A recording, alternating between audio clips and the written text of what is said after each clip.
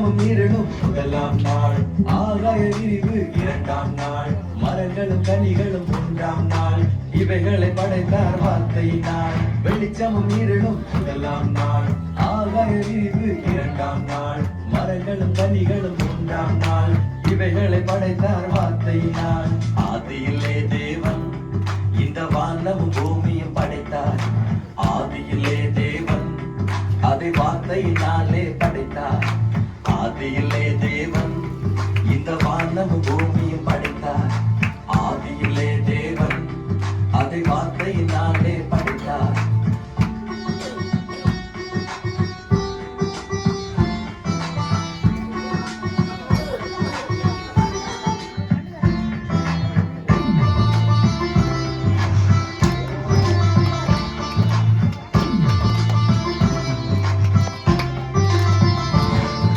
சூரிய சந்திர நான்காம்